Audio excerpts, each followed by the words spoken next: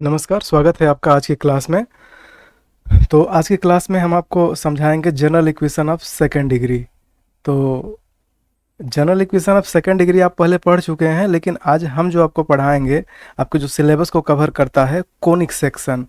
तो conic section में general of second degree equation का general equation of second degree का क्या रोल है और ये कैसे आता है, और इसमें जो कांस्टेंट हैं A B C D, A B C और एफ जी एच, इन सब का क्या रोल है। एफ जी एच तो नहीं दिख रहा है, भी एच, हाँ एच भी दिख रहा है। तो इन सब सारी चीज़ों को हम यहाँ पर बारी बारी से बताएंगे और आपको समझाएंगे।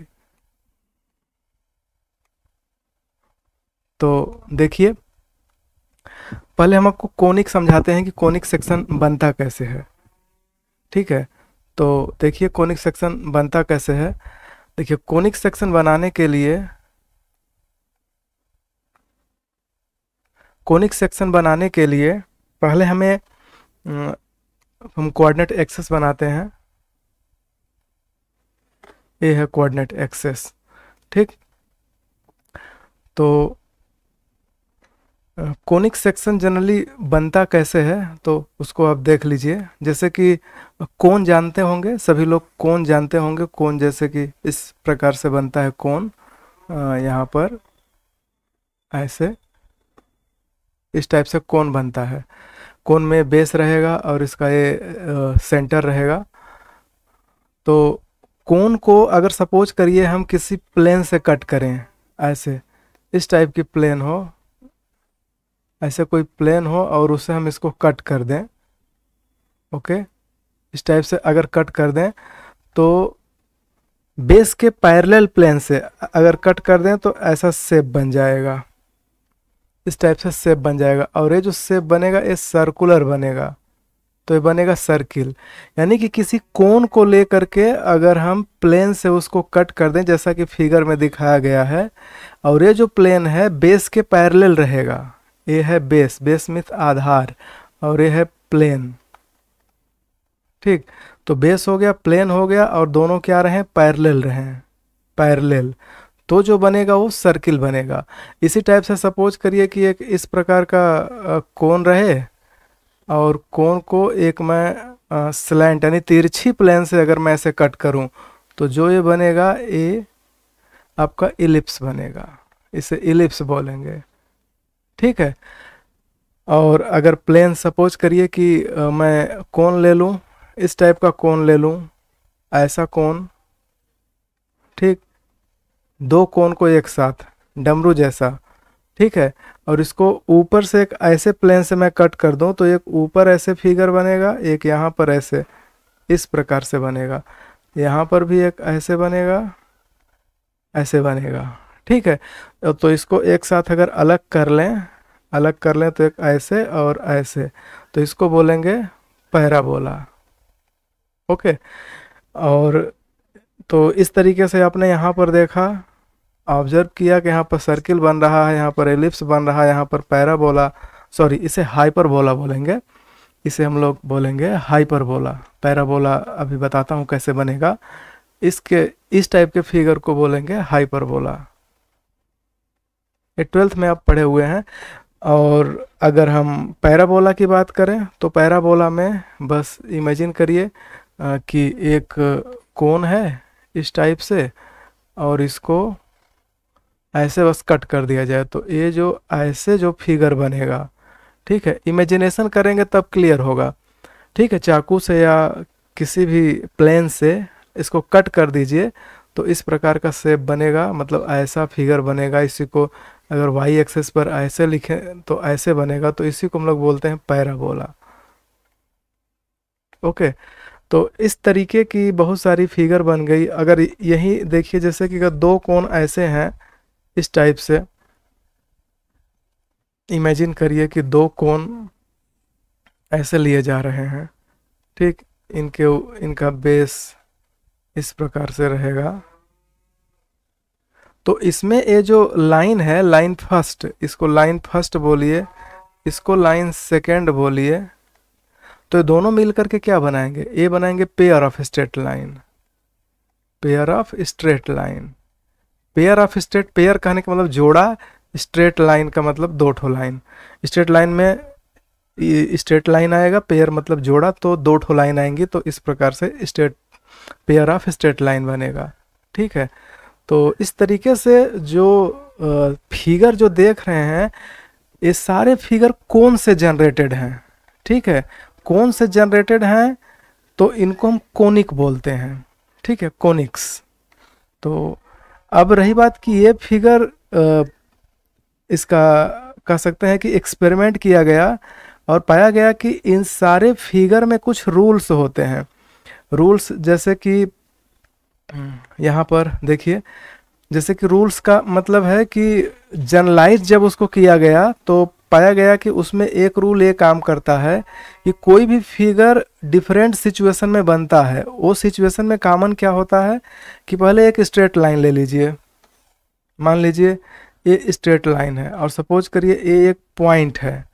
ठीक है, इस पॉइंट को, इस पॉइंट, ये पॉइंट एस है, इसे फोकस कहेंगे, इसे फोकस कहेंगे।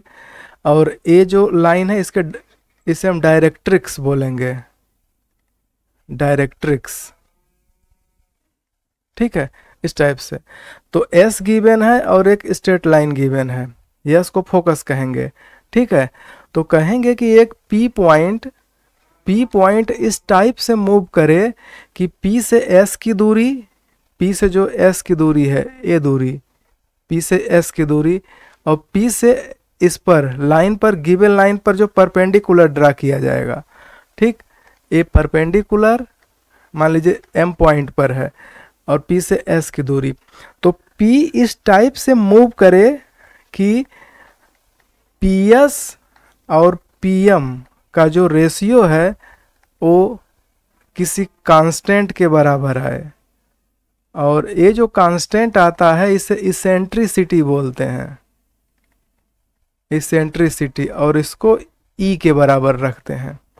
ठीक है, तो ई के डिफरेंट डिफरेंट वैल्यूओं के लिए, मतलब देखिए पूरा जो खेल है इसमें पी के मूवमेंट पर है। ठीक है, पी पॉइंट ऐसा मूव करे कि पी से, मतलब पी कहीं भी जा सकता है, थोड़ा आगे बढ़ जाए तो आगे बढ़ जाए, तो इस प्रकार से बढ़े ना कि इसका जो डिस्टेंस है पी का, मान लीजिए यहाँ पर बढ़ गया तो यस से डिस्टेंस, और इस पर जो परपेंडिकुलर ड्रा कर रहे हैं। ठीक है, ये जो परपेंडिकुलर ड्रा किया जा रहा है यहाँ से। ठीक, तो पी से, मतलब पी पॉइंट तो जनरली यहाँ पर है, मैं आगे बता रहा हूँ कि पी अगर आगे भी बढ़े तो इस प्रकार से बढ़े कि पी से यस की जो दूरी है और पी से एम यहाँ पर रहेगा। ठीक है, तो हमेशा इसका जो रेशियो है कांस्टेंट रहेगा। ठीक, इस प्रकार से। तो ई का वैल्यू अगर सपोज करिए 1 से कम है, तब इस कंडीशन के आधार पर इस पी को मूव कराएंगे, मतलब पी चाहे जिधर जाए बस इसी रूल को फॉलो करे, P S by P M equal to E, और मान लीजिए ई का वैल्यू लेस देन 1 रहे, तो इस स्थिति में जो फिगर बनता है उसे हम लोग बोलते हैं इलिप्स, इलिप्स बोलेंगे। ई का वैल्यू इक्वल टू 1 रहेगा तो इसको हम लोग बोलेंगे पैराबोला। जब ई का वैल्यू ग्रेटर देन 1 होगा तो इसको बोलेंगे हाइपरबोला। ठीक, और ई का वैल्यू जब 0 होगा तो इसको बोला जाएगा सर्किल। ठीक है, और पेयर ऑफ स्ट्रेट लाइन के लिए फिर अलग कंडीशन है। तो इस तरीके से अब मैं आपको जनरलाइज इसके रिजल्ट की तरफ ले जा रहा हूँ कि जैसे P S by P M equal to E है, तो P S by P M equal to E है, तो पी एस इक्वल टू क्या हो जाएगा, ई पी एम हो जाएगा। अब अगर मैं दोनों का स्क्वायर कर दूं तो यहाँ पर जो टर्म है वो हो जाएगा पी एस का square equal to E square into P M का स्क्वायर, इस तरीके से। तो मान लीजिए कि अगर ये जो यस पॉइंट है, यस का कोऑर्डिनेट सपोज करिए कि ए बी है, ए कामा बी है, और ये जो लाइन दिख रहा है, या इस यस का कोऑर्डिनेट हम कुछ अलग ले लें, सपोज कीजिए अल्फा बीटा ले लें, और ये जो लाइन ऊपर दिख रहा है इसका इक्वेशन कह देते हैं A X B Y plus C equal to 0। ठीक है, इस प्रकार से नाम दे देते हैं। तो जो रिजल्ट है, रिजल्ट के हिसाब से पी एस को हम निकालते हैं यहाँ पर, तो ये पी एस को निकाल करके इसमें पुट कर दीजिए। तो पी एस की वैल्यू क्या होगी, हाँ पी का वैल्यू क्या लेट कर लीजिए, पी के वैल्यू को एक्स वाई लेट कर दीजिए, क्योंकि इसी का हमें क्या निकालना है, लोकस निकालना है, पी पॉइंट का लोकस। तो इस प्रकार से तो पी एस की डिस्टेंस कैसे निकलेगी, इस प्रकार से निकलेगी, एक्स माइनस अल्फा का whole square Y minus beta का होल स्क्वायर, इस तरीके से, ठीक है।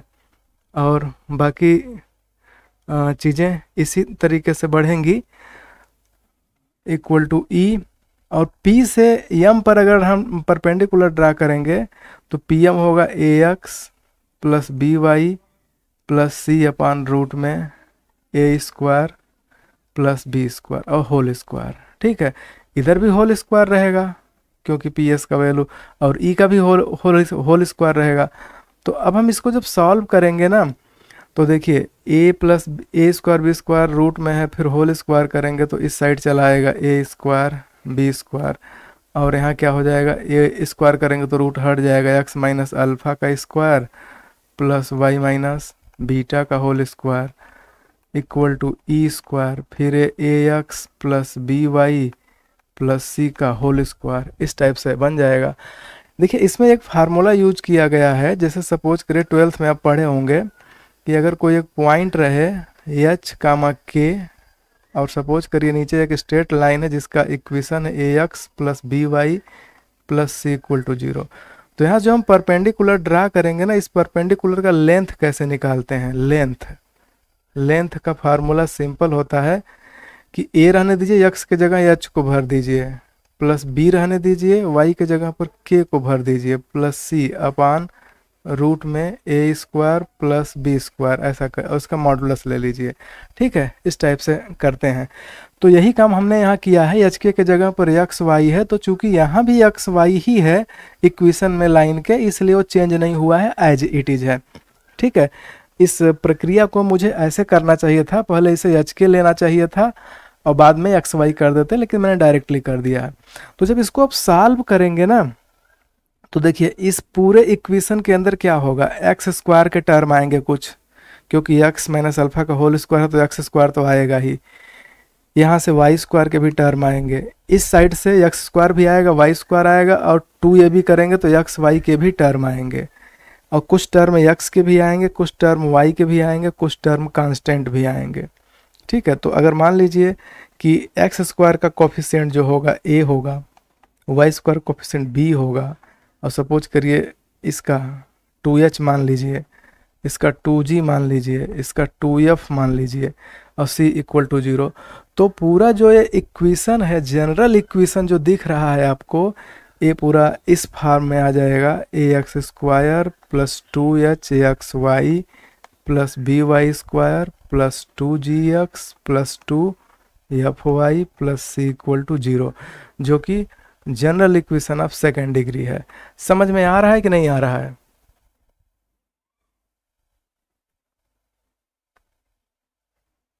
Okay good. तो इस तरीके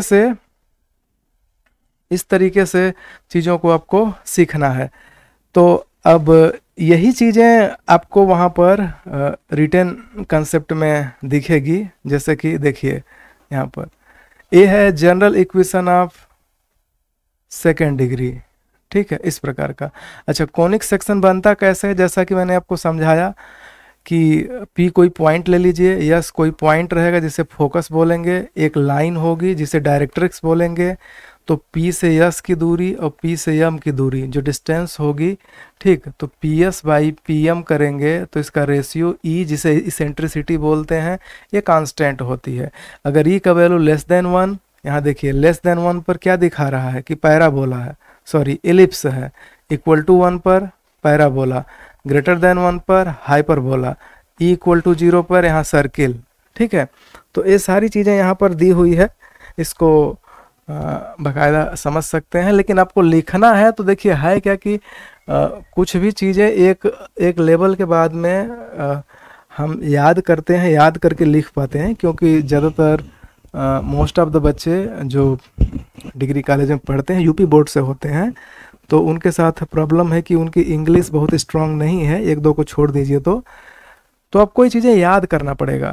कोनिक का डेफिनेशन आ जाएगा तो आप जानते हो, लेकिन लिख नहीं पाओगे तो नंबर नहीं मिलेगा, इसलिए आपको लिखना पड़ेगा। जैसे देखिए क्या कह रहा है, a conic section is the locus of point, ठीक है, पॉइंट ए पी है, इस पॉइंट का लोकस होता है कोनिक सेक्शन विच मूव्स, जो मूव करेगा मतलब जो चलेगा, ठीक है, इन सच ए वे, इस प्रकार से, दैट की its distance from a fixed point called focus, जी इसका डिस्टेंस जो फिक्स पॉइंट यस है जिसे फोकस कहते हैं, उससे इसकी दूरी इज इन कांस्टेंट रेशियो, ठीक है, कांस्टेंट रेशियो में होगी टू इट्स, किसके साथ, to its perpendicular distance from a fixed straight line called directrix, ठीक है। P का यस से जो दूरी होगा एक कांस्टेंट रेशियो में होगा, किससे, एक डिस्टेंस जो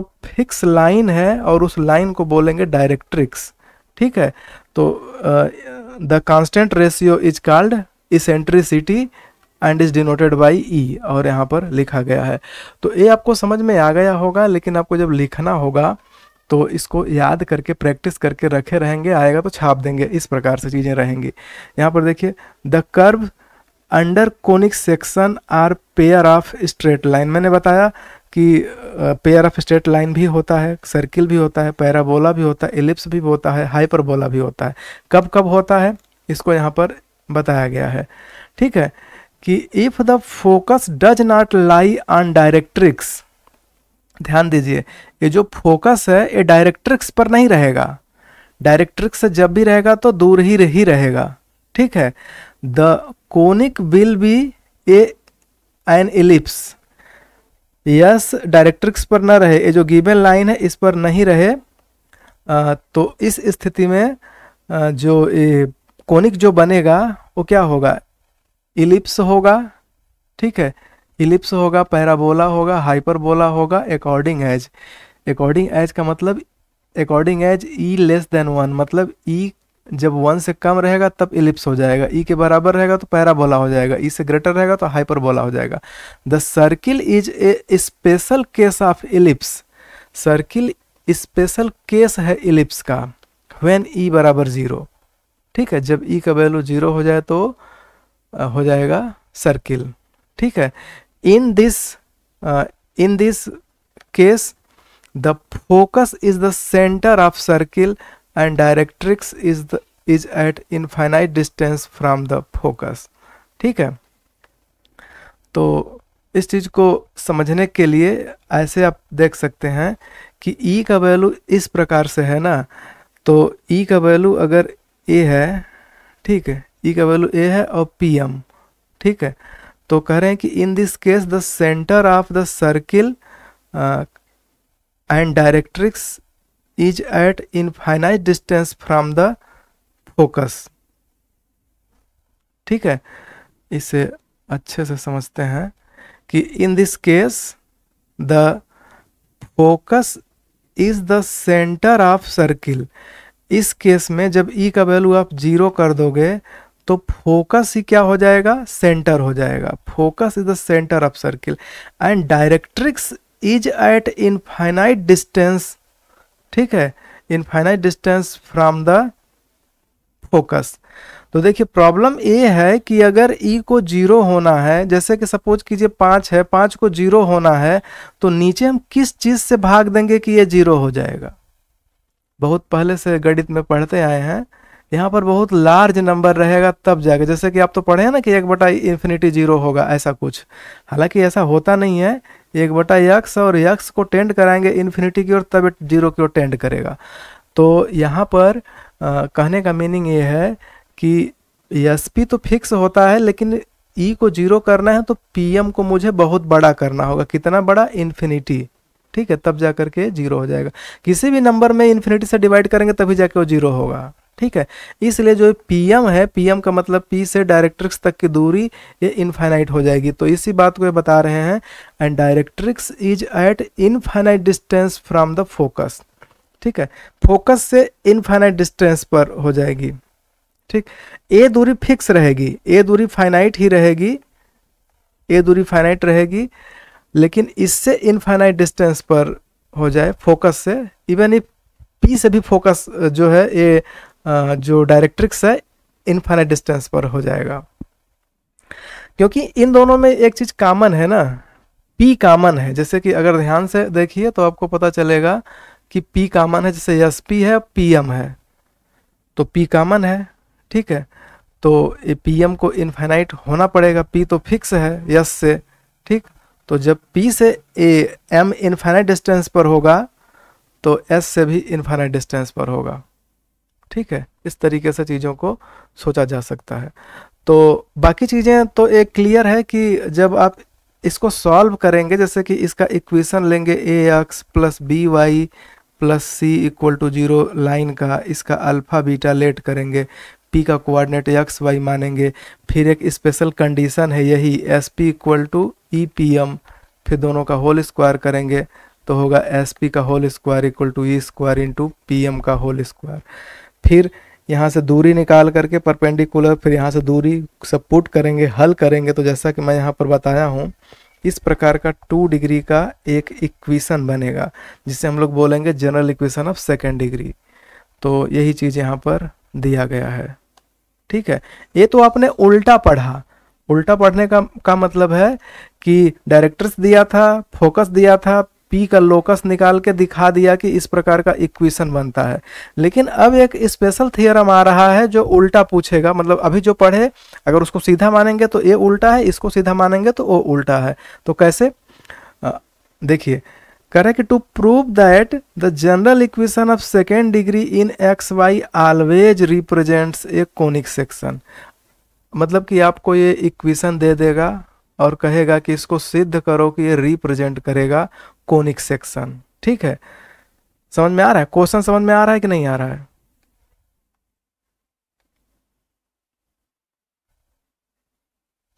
ओके, तो अब देखिए स्टार्ट करते हैं, ठीक।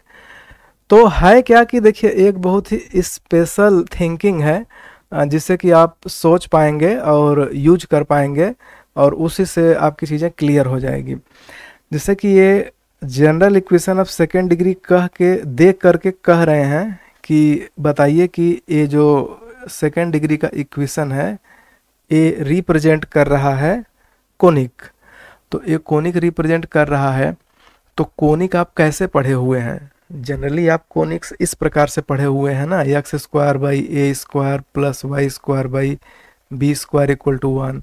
एक पढ़े हुए X square plus Y square equal to A square, circle पढ़े हुए हैं। एक पढ़े हैं X square by A square minus Y square by B square equal to 1, hyperbola पढ़े हुए हैं, ठीक है। Y square equal to 4ax ये पैराबोला पढ़े हुए हैं। इन सारे इक्वेशनों में एक चीज़ आपको कॉमन दिख रहा है कि एक्स वाई का टर्म है कि नहीं है, बताइए। कृपया म्यूट कर लीजिए और जिसको पूछना हो पूछ लेगा। शिवम कुछ पूछना है तो पूछ लीजिए, नहीं तो म्यूट कर लीजिए। ओके, ये मैं यहाँ पर जो बता रहा हूँ कि जो जितने भी कोनिक पढ़े हुए हैं उन सारे कोनिकों में, कोनिक के इक्वेशन में जो बेसिक कोनिक्स हैं, सर्किल, इलिप्स, पैराबोला, हाइपरबोला, इन सब में एक्स वाई के टर्म होते हैं कि नहीं होते हैं? देख करके भी बता सकते हैं। इन सब में एक्स वाई के टर्म नहीं दिख रहे हैं, ठीक है। जबकि यहाँ जो गिवन इक्वेशन है 2 डिग्री का, इसमें एक्स वाई का टर्म दिख रहा है, ठीक है। तो दिख रहा है, तो अब हम करेंगे क्या, ठीक। तो करेंगे क्या कि जैसे कि सपोज करिए कि अगर कोई आपको कुछ दे दे एनालिसिस के लिए या उसका डिटेल पता करने के लिए, ठीक, तो उसे आप कई तरीके से देखते हैं, कई एंगल से देखते हैं, घुमा करके देखेंगे, ठीक। अलग अलग तरीके से देख करके उसका जानकारी इकट्ठा करेंगे और उसकी एनालिसिस करेंगे। तो जस्ट लाइक सेम यहाँ पर दिया जा रहा है कि prove that general equation of second degree 2 degree का इक्वेशन है और इसे मुझे शो करना है कि ये कोनिक सेक्शन को रिप्रेजेंट करेगा। ठीक, तो हम इसको घुमा करके देखेंगे। ठीक, तो घुमा करके देखने के लिए हम आपको एक ट्रिक बता रहे हैं कि ये जो कोनिक है, एक कोनिक तो अभी तो कंफर्म नहीं है कि कोनिक है। ठीक, तो करते क्या है कि एक टेक्निक होती है, उस टेक्निक में अगर हम कोऑर्डिनेट सिस्टम में, सपोज कीजिए कि ये कोई भी चाहे जैसे भी सेक्शन हो, अगर कोऑर्डिनेट एक्सिस को मैं थोड़ा घुमा दूं, रोटेट कर दूं, ऐसे रोटेट कर दूं, रोटेट करने का मतलब है कि जो पुराना वाला है, जैसे सपोज करिए ऐसे है। ठीक, तो इसको करना क्या है कि थोड़ा सा घुमा दीजिए, इस प्रकार से ऐसे घुमा दीजिए, थीटा डिग्री रोटेट कर दीजिए। तो रोटेट करने से क्या होता है, उस इक्वेशन के उसमें चेंज आते हैं। जैसे कोई भी इक्वेशन है, अगर हम कोई भी इक्वेशन किसी कोऑर्डिनेट सिस्टम के ही रेस्पेक्ट में लिखे जाते हैं, एक्स और वाई है और X square plus Y square plus 2xy जो भी लिखा हो, ठीक है। लेकिन अगर मैं इसको जब घुमा दूंगा कोऑर्डिनेट सिस्टम को, तो कोऑर्डिनेट सिस्टम को घुमाने से इसका इक्वेशन चेंज हो जाता है। ठीक है, तो होता क्या है कि जो इक्वेशन है इसको एक लेवल तक घुमाएंगे, घुमाते घुमाते एक थीटा के एक विशेष मान पर एक्स वाई के टर्म गायब हो जाते हैं। ठीक है, वो मैं आपको वही चीज बताना चाह रहा हूं कि वो किस एंगल पर घुमा देंगे तो जीरो हो जाएगा। तो वो एंगल है कि tan 2 theta equal to 2h by a minus B. ठीक है, इस प्रकार से एंगल बनता है। इसी एंगल पर और हमारे पास इक्वेशन क्या है, ax स्क्वायर, ठीक, ax square plus 2hxy plus by square plus 2gx plus 2fy plus c equal to 0। अगर हम इस इक्वेशन को, चूंकि ये इक्वेशन है तो जब भी होगा तो कोऑर्डिनेट के रेस्पेक्ट में ही होगा, कहीं पर होगा। तो जब इसको कोऑर्डिनेट सिस्टम को ही थीटा डिग्री एंटी क्लॉकवाइज घुमाएंगे ना, और वो थीटा इतना रहे कि वो tan theta equal 2h by a minus B. 2h कहाँ से आएगा, यहाँ से आएगा 2h, और a यहाँ है, b यहाँ है, इस एंगल से घुमा देंगे तो ये जो एक्स वाई का टर्म है ये गायब हो जाता है। ठीक है, अब इसको हम आपको एक्सप्लेन कर रहे हैं कि ऐसा क्यों होता है। तो चीज़ों को समझिए अच्छे से। ठीक है, बहुत ही अच्छे से समझिए, जहाँ पर डाउट हो उसे आप पूछ सकते हैं। ठीक है, तो देखिए कैसे।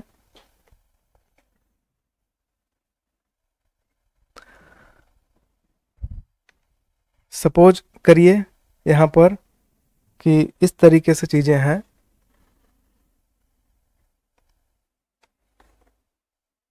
मान लीजिए कि यहाँ पर मैं एक सिस्टम बना रहा हूँ।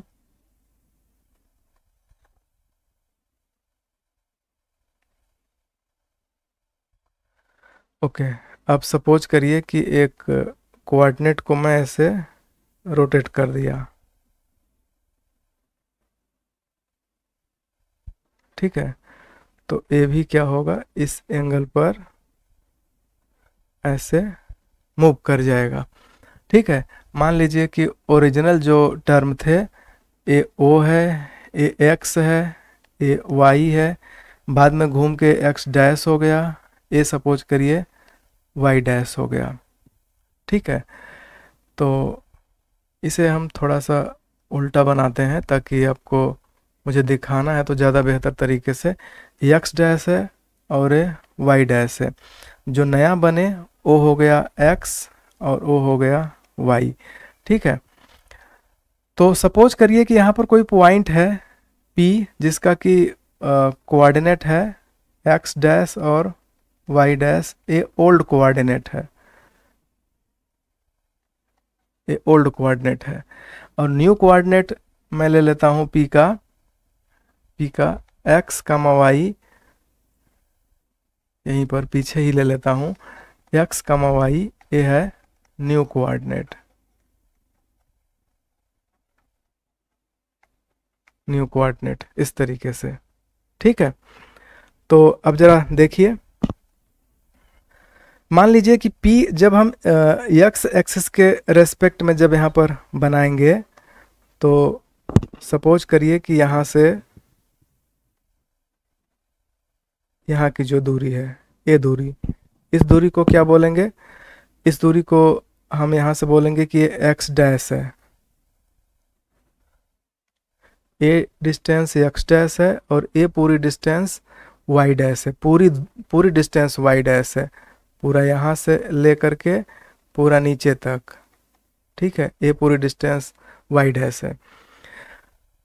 और सपोज करिए कि जब हम इसको रोटेट कर दिए थीटा डिग्री पर रोटेट कर दिए, तब ये नए वाले कोऑर्डिनेट जो एक्स वाई जो बने हुए हैं इनके रेस्पेक्ट में, तो यहाँ से मैं परपेंडिकुलर इसको ऐसे ड्रा कर देता हूँ, यहाँ पर परपेंडिकुलर ऐसे, ठीक है, तो ये परपेंडिकुलर है ऐसे।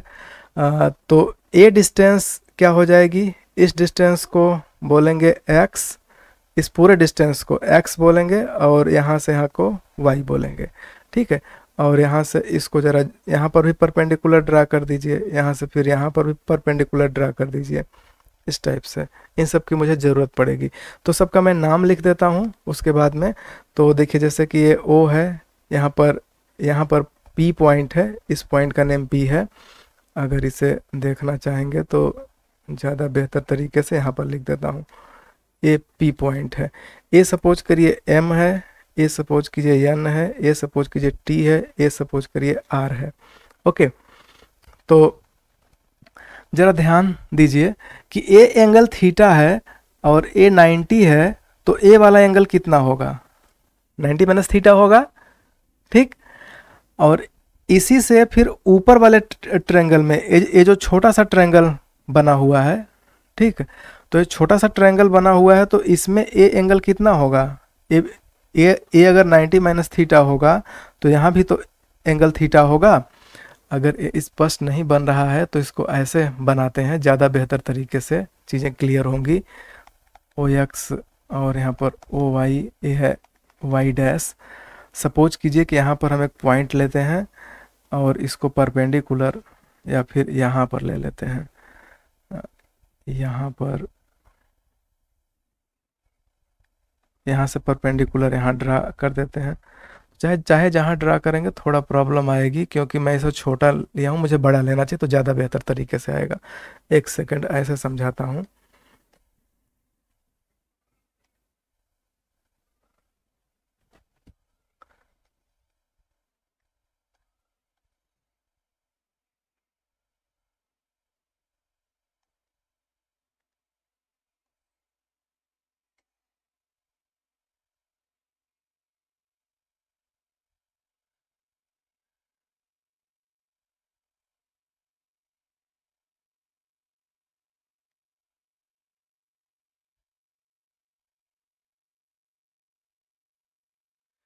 ठीक है, इस तरीके से मान लीजिए कि ओ है, ए एक्स डैश है, ए है वाई डैश, और नया जो जो बना थीटा डिग्री मूव घूम करके जो बना, ये है एक्स और ये है वाई।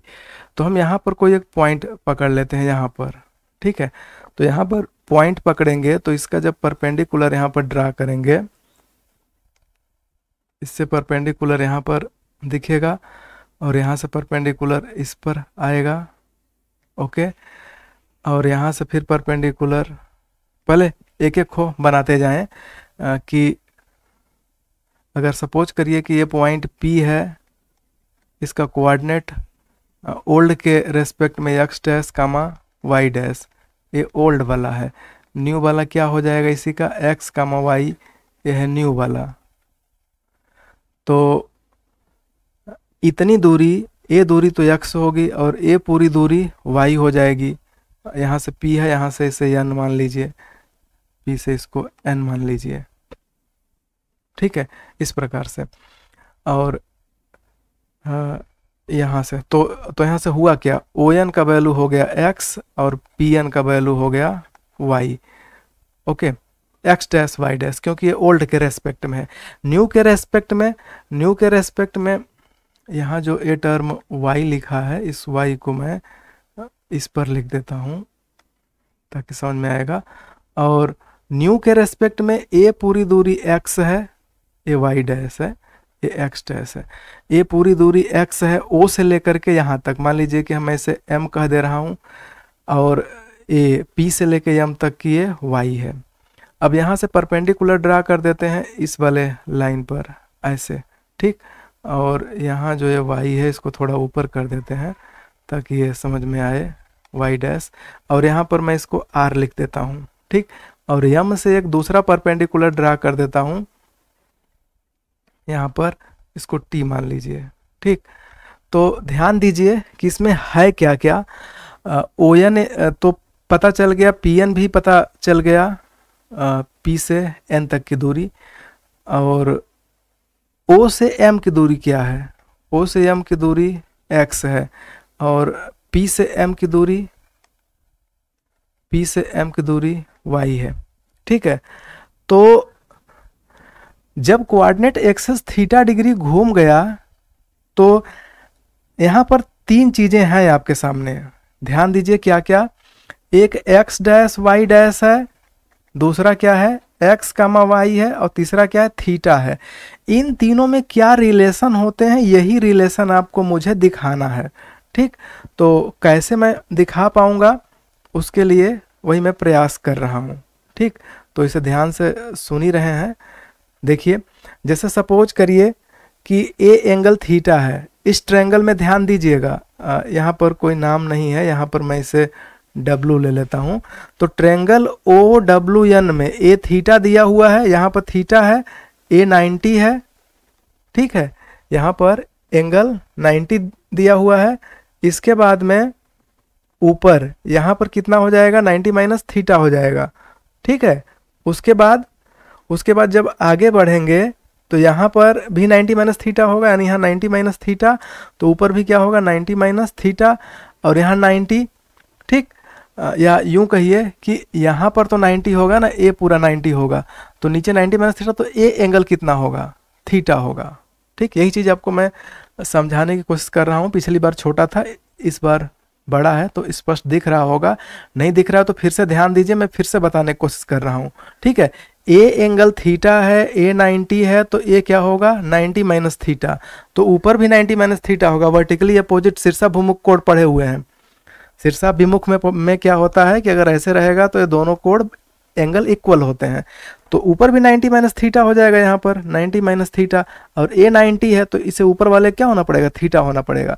तो मैं 2 बार समझा दिया। अब इसमें किसी को डाउट हो तो पूछ सकता है, नहीं तो फिर इसी को समझ लीजिए, ठीक है। तो इसी का मैं यूज कर रहा हूँ यहाँ पर आपको समझाने के लिए। तो ए पूरा एंगल क्या हो गया, थीटा हो गया। तो ध्यान दीजिए, हमारे पास एक ट्रेंगल है, कौन सा ट्रेंगल, पी आर एम, ध्यान दीजिएगा, P R M. P R M में साइन थीटा बताइए क्या होगा, साइन थीटा इक्वल टू होगा परपेंडिकुलर अपान, ठीक है, परपेंडिकुलर अपान हाइपोटेनस। तो इस थीटा के सामने परपेंडिकुलर होता है तो वो है आर एम, हाइपोटेनस क्या है पी एम, ठीक है। आर एम अपान पी एम, पी एम का वैल्यू क्या है वाई, ठीक है। तो यहाँ से इंप्लाई करेगा आर एम का वैल्यू क्या हो जाएगा वाई साइन थीटा। इतना क्लियर हो गया, ठीक है। अच्छा एक चीज बताइए, ये जो आर एम है क्या आर से एम की दूरी एन टी के बराबर है, एन टी के, ध्यान से देखिए एन टी नीचे है, आर एम ऊपर है, ठीक है। तो दोनों दूरी तो बराबर ही दिख रही है, इक्वल दिख रही है, तो ये एन टी के इक्वल हो जाएगा, ठीक। तो अब ये जो ये एक्स आपको दिख रहा है, एक्स डैश, ध्यान से देखिएगा, जो एक्स डैश दिख रहा है वो क्या है, एक्स, यहाँ पर एक्स डैश की वैल्यू, एक चीज और ऑब्जर्व करिए कि इन ट्रेंगल इसमें लीजिए ओ एम टी में, in triangle O M T, अगर मैं साइन कास थीटा यूज करूं तो कास थीटा इक्वल टू क्या होगा बेस अपान हाइपोटेनस। तो ट्रेंगल ओ एम टी, ध्यान से देखिए ओ एम टी में आधार क्या है, आधार है ओ टी, आधार बटा कर्ड या बेस अपान हाइपोटेनस, ठीक है। तो हाइपोटेनस क्या है O M, O T upon O M क्या है एक्स, ध्यान दीजिए ओ एम क्या है, ओ से लेके एम तक की दूरी क्या है, ए एक्स दिख रही है, ठीक है, तो ए एक्स है, तो यहाँ से ओ टी का वैल्यू क्या हुआ, एक्स कास थीटा। समझ में आ गया। तो इतनी चीजें जब क्लियर हो गई तो अब आप बताओ कि ये जो एक्स डैश है, एक्चुअल में जो एक्स डैश है वो क्या है, एक्स डैश को ऑब्जर्व करिए, एक्स डैश ओ से लेके एन तक की दूरी है, और ओ से लेके एन तक की दूरी किसके बराबर है, ओ से लेके टी तक माइनस एन टी के बराबर है। तो X dash equal to O N का ओ टी का वैल्यू क्या है, ओ टी का वैल्यू यहाँ देखिए लिखा है X cos theta, minus N T का वैल्यू क्या है, एन टी का वैल्यू देख लीजिए, एन टी का वैल्यू यही है Y sine theta, Y sine theta.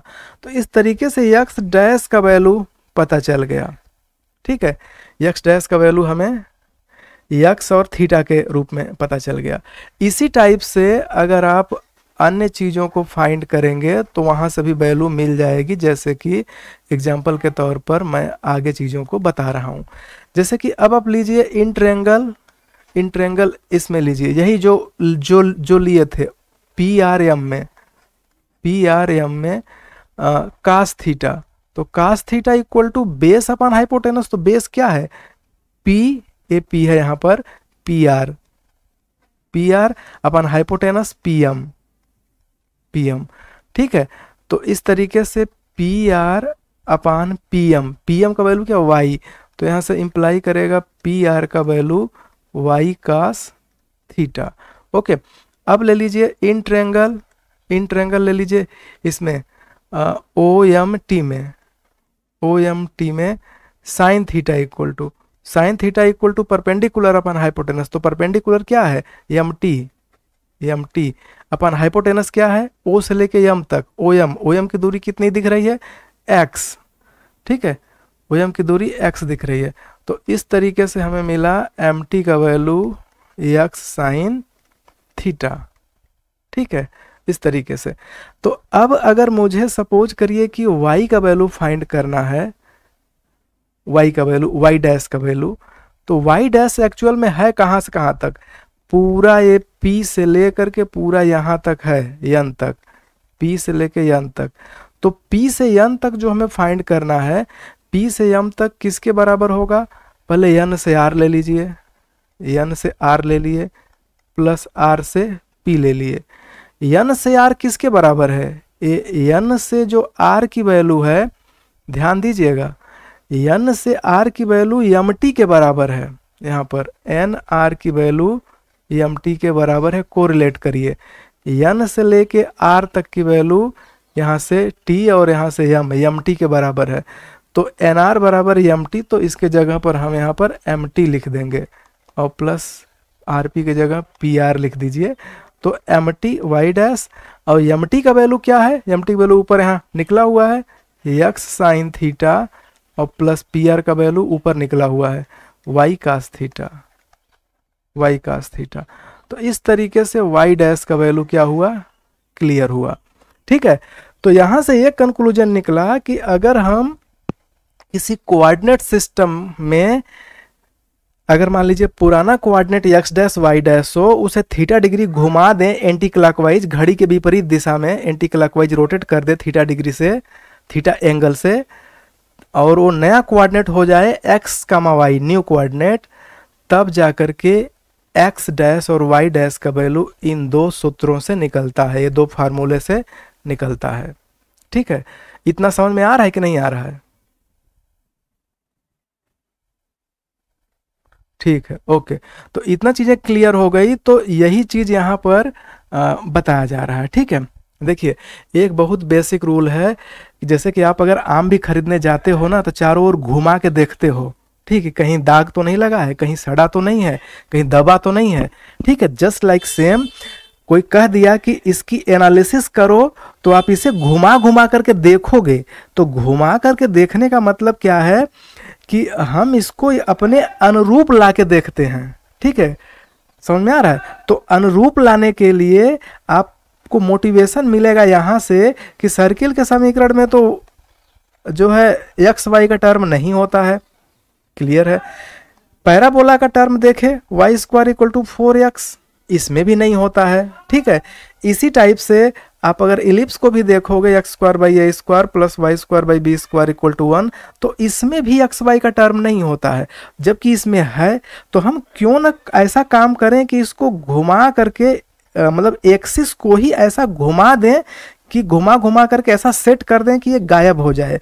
तो यही चीज़ें यहाँ पर करेंगे, ठीक है। कैसे करेंगे कि फॉर कन्वीनियंस, सुविधा के लिए, we will remove the term X Y from 1, यन 1 से एक्स वाई के टर्म को हटा देंगे। फॉर दिस, इसके लिए let us turn the coordinate axis, coordinate axis को ही थीटा एंगल से घुमा दिए, ठीक। The origin remain unchanged, origin वही रहेगी, ठीक है। तब क्या कर रहे हैं, let the old coordinate X dash Y dash be changed to new coordinate X Y, then ये दो फार्मूले आएंगे। समझ में आया? जैसा कि मैं पीछे बताया हूं, देखना एक्स डैश में बीच में माइनस होगा, वाई डैश में प्लस होगा, ध्यान से देखना। एक्स डैश में बीच में माइनस है और वाई में प्लस है, समझ में आ रहा है, ठीक है। इस तरीके से आपको सारी चीजें क्लियर होंगी। तो अब करेंगे क्या कि चूंकि ये इक्वेशन में जो ओल्ड कोऑर्डिनेट है, ओल्ड कोऑर्डिनेट तो एक्स डैश वाई डैश है, तो उसी के हिसाब से चलेगा ना, तो इसको हम यहाँ पर एक्स डैश वाई डैश में बदल देंगे। तो एक्स डैश वाई डैश में बदल दिए। उसके बाद क्या किए कि एक्स डैश के जगह पर, एक्स डैश के जगह पर जो चीज लिखा था यहाँ से देख लीजिए, ठीक, X cos minus Y sine, ठीक है, X cos minus Y sine theta, और वाई डैश में क्या होता है, X Y X sine theta और प्लस वाई कास थीटा, इस टाइप का टर्म होता है, X sine plus Y cos, okay, इस तरीके से। तो इन्हीं को पूरा इसमें पुट कर दीजिए। पुट करने के बाद देखिए, पुट कर दिया, होल स्क्वायर सब जगह पुट कर दिया। पुट करने के बाद इसको खोल दीजिए। अब खोलने का काम आपका है, आप घर पे बैठ के उसे खोलिए, ठीक है। यही देखिए फिगर बनाया हुआ है, ठीक। इसको घुमा दी, मतलब कि इसको खोल दीजिए। तो खोलने का मतलब है कि पूरा खोल करके एक्स स्क्वायर कॉमन ले लीजिए, ठीक है। फिर यहाँ से 2xy कॉमन ले लीजिए, यहाँ से वाई स्क्वायर कॉमन ले लीजिए, 2x कॉमन ले लीजिए, 2y कॉमन ले लीजिए, c को अलग कर दीजिए, ठीक है। इतना करने के बाद तो हमारा टारगेट क्या है, हमारा टारगेट है कि हम थीटा इतना घुमाएंगे कि वो 0 हो जाए, एक्स वाई का कोफिशिएंट बिकम 0, तभी तो गायब होगा। तो उसी को मान लीजिए कि एक विशेष थीटा पर वो 0 हो जाए। तो कैसे मानेंगे, तो एक्स वाई के पूरे कोफिशिएंट को 0 कर देते हैं। पूरा इतना जो बड़ा कोफिशिएंट आपको दिख रहा है, यहाँ से लेकर के इतना बड़ा कोफिशिएंट, इसको क्या कर दीजिए, 0 कर दीजिए। तो इसी को यहाँ पर 0 ले लिया। अब इसी को थोड़ा सा हल करेगा, हल करके सेट करेगा तो इस प्रकार से बन जाएगा। ये आसान है, आप कर सकते हो। बाकी कैलकुलेशन तो कैलकुलेशन कर लोगे कि मुझे कैलकुलेशन भी बताना पड़ेगा, बताइए।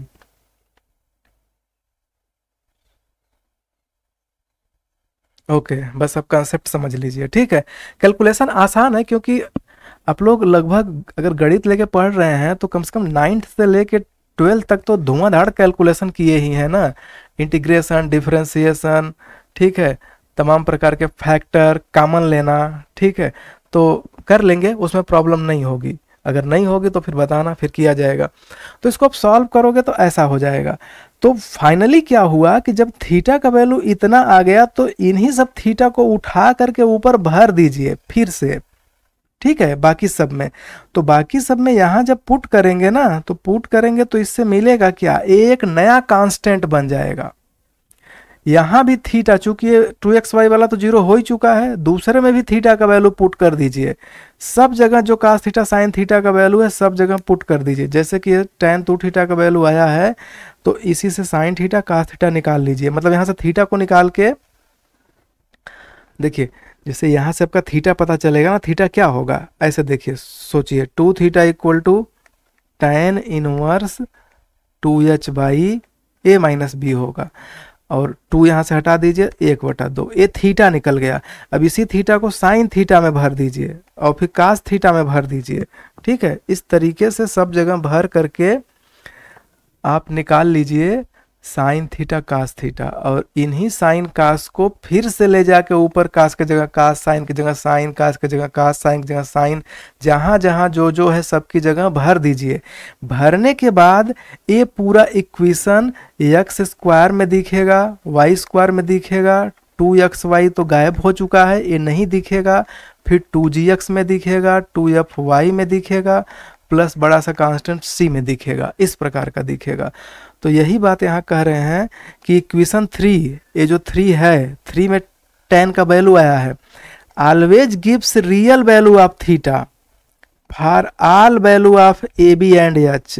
ए बी एच का कुछ भी वैल्यू हो एक रियल थीटा देगा। On putting the value sine theta and cos theta from 3 into 3 से निकाल के इस 2 में भर दीजिए, यहाँ पर 2 दिख रहा है।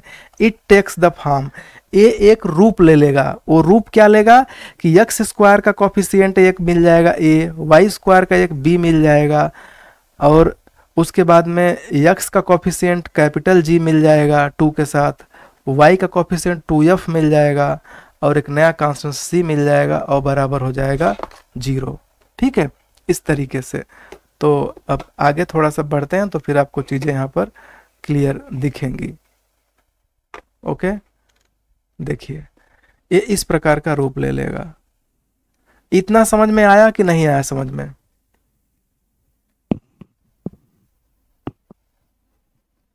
Okay good. तो जब इतनी चीजें क्लियर हो गई तो आगे बढ़ते हैं।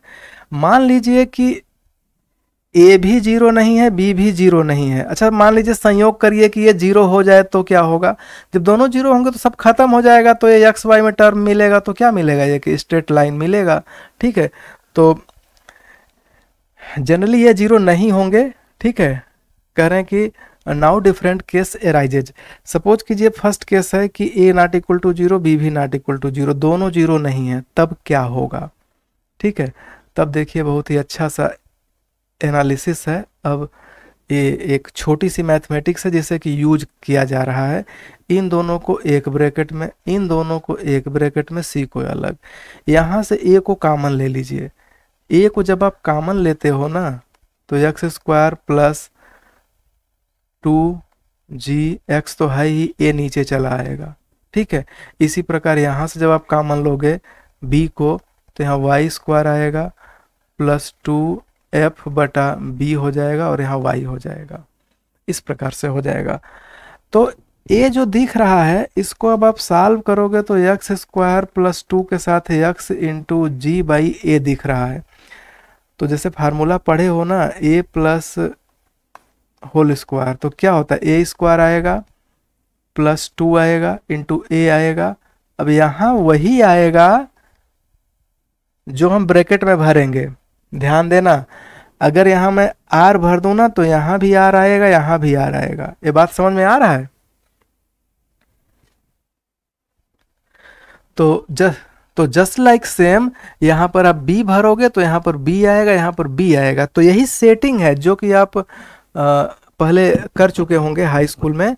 तो इसमें करना क्या है कि ये g बाई ए का होल स्क्वायर एक बार जोड़ दें और g square by A square एक बार घटा दें। यहाँ भी वही करते हैं, ब्रैकेट में एक बार F square by B square जोड़ दें और एक बार F square by B square घटा दें। तो ये देखिए किया गया है, यहाँ पर y छूट गया है। ठीक है, इस तरीके से। तो अब इससे क्या होगा? इससे ये होगा कि ये जो ब्रैकेट में है ना, ये ब्रैकेट वाला इतना 3 टर्म को एक ब्रैकेट में लिख दीजिए, यहाँ नीचे उतार दीजिए। यहाँ से भी इन 3 टर्म को एक ब्रैकेट में नीचे उतार दीजिए, साथ में y रहेगा। ठीक है, और बाकी एक जब आप खोलोगे तो यहाँ पर देखो, जब आप खोलोगे तो यहाँ पर टर्म क्या आएगा कि a का इसके साथ तो यहाँ बना लिया, लेकिन a जब इससे खुलेगा माइनस वाले से तो इसको कट कर देगा ऐसे। तो माइनस जी स्क्वायर बाई ए यहाँ लास्ट में चला गया। सिमिलरली b यहाँ पर b स्क्वायर को कट करेगा तो minus F square by B यहाँ चला गया, बाकी ब्रैकेट में है, यहाँ पर y है। ठीक है, तो अब आप इसको देखो ध्यान से, a क्या लिखा है? a लिखा है x plus G by A का whole square plus b। a क्या लिखा है? Y plus F by B का होल स्क्वायर। उधर क्या लिखा है, उधर लिखा है G square by A minus plus F square by B minus C. इसको पूरा नया कांस्टेंट के मान लीजिए, लेट कर लीजिए कि ये न्यू कांस्टेंट है, कांस्टेंट है। तो उम्मीद है कि आपको ये समझ में आया होगा। ठीक है, यहाँ से देखो इस तरीके से, ठीक है, इसको के मान लिया। अब के मान लिया, उसको नीचे ऐसे लिख दिया। इतना चीजें क्लियर है कि डाउट है? ओके, तो इसके बाद अब क्या काम करना है कि अब हम ओरिजिन को शिफ्ट कर देंगे।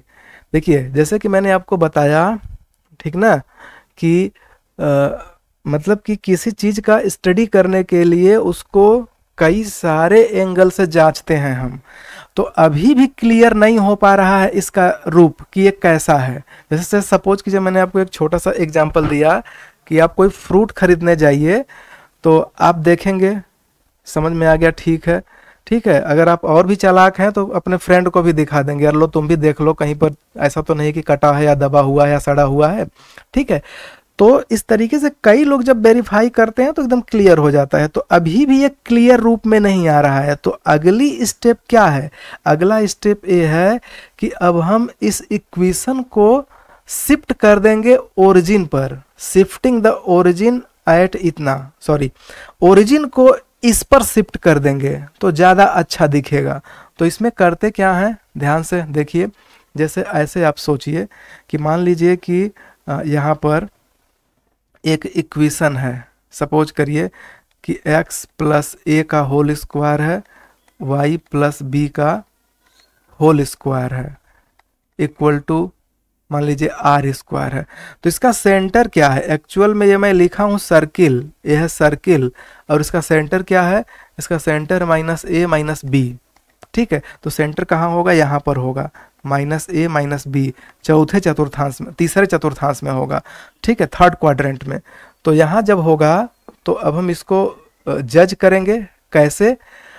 यहाँ पर इस प्रकार से बना होगा ना, इसका सेंटर आर है। सपोज करिए कि मैं ओरिजिन को ही इस माइनस ए बी पर ला दूं, तो ओरिजिन को ला दूंगा तो सर्किल अपने जगह पर पड़ा ही है, ओरिजिन को ही उठा के यहाँ पर ला दिए, ऐसे ला दिए। तो अब इसका समीकरण क्या हो जाएगा? अब ओरिजिन जब यहाँ आ गया तो इसका समीकरण में केंद्र क्या हो गया? ओरिजिन हो गया। तो इसका समीकरण क्या हो जाएगा? x माइनस जीरो का square plus Y minus zero का square equal to R square, मतलब X square plus Y square equal to R square. ये बात समझ में आ रही कि नहीं आ रही है? तो जस्ट लाइक सेम मैं वही टेक्निक यहां पर यूज कर रहा हूं कि इसमें शिफ्ट द ओरिजिन एट, यहां जो x के साथ ये प्लस में जुड़ा है ना, इसी के नेगेटिव पर मैं शिफ्ट कर दे रहा हूं। जैसा कि मैंने आपको यहां समझाया कि x प्लस ए का whole square Y plus B का होल स्क्वायर बराबर आर स्क्वायर है, तो इसका सेंटर क्या होगा? माइनस ए माइनस बी, ठीक है। तो मैंने क्या काम किया कि ओरिजिन को उठा के इसी के सेंटर पर ऐसे रख दिया, तो सेंटर तो हो गया ओरिजिन। तब समीकरण क्या हो गया? X square plus Y square बराबर ए स्क्वायर, मतलब कि एक्स के साथ जो बीच में जी वाई ए है, यहाँ जो ए था वो गायब हो गया। तो वही सेम प्रक्रिया को मैं यहाँ पर कर रहा हूँ, ठीक है, शिफ्टिंग द ओरिजिन एट इतना। ऐसा करने से ये जी बाई ए गायब हो जाएगा। जैसे कि यहाँ से ए गायब हुआ है, यहाँ से बी गायब हुआ है, सिमिलर टू दिस यहाँ से जी बाई ए गायब हो जाएगा, यहाँ से जी बाई बी गायब हो जाएगा। अगर आपको कुछ डाउट है तो मैं आपको जानकारी के लिए बता दूं कि 3 प्रकार से चेंजेज करते हैं। पहला तो मैंने आपको समझाया कि एक्सिस को ही घुमा देते हैं थीटा डिग्री से, ठीक है, ऐसे थीटा एंगल से घुमा देंगे। दूसरा चेंज क्या करते हैं कि ओरिजिन को ही उठा के कहीं दूसरे जगह रख देंगे। तीसरा चेंजेज क्या करते हैं कि यहां से ओरिजिन को उठाते हैं, दूसरी जगह रखते भी हैं, प्लस घुमा भी देते हैं, ठीक है। तो 3 प्रकार के चेंजेज करते हैं जनरली। ये 12th में पढ़ाया जाता था पहले, अब पता नहीं है कि नहीं है, लेकिन आपके लिए अभी जो यूजफुल था 2 प्रकार का, एक ओरिजिन पर शिफ्टिंग कर दिए, ओरिजिन को ही उठा के उस पॉइंट पर शिफ्ट कर दिए, पहला काम, मतलब दूसरा काम किए। ये पहला काम किए कि हम एक्सिस को ही रोटेट कर दिए, ठीक है, तो इस तरीके से हम यहाँ पर पहुँच गए। ठीक, आप जरा ध्यान दीजिए, जब यहाँ पर पहुँच गए तो देखिए यहाँ पर जब पहुँच गए तो एक यहाँ पर पॉइंट है, पॉइंट ए है कि अब के पर कंडीशन लगा रहे हैं कि मान लीजिए इफ के बराबर 0 हो जाए, अगर के बराबर 0 हो जाए तो इस प्रकार का इक्वेशन हो जाएगा। अब फिर यहाँ जाके दो कंडीशन लगाएंगे। ठीक है, वो कंडीशन क्या है? ठीक, कि अगर ए और बी मान लीजिए कि अपोजिट साइन के हैं, ध्यान देना, ए और बी अपोजिट साइन के हैं, मतलब ए अगर 1 हो जाए बी -1 हो जाए, तब क्या हो जाएगा?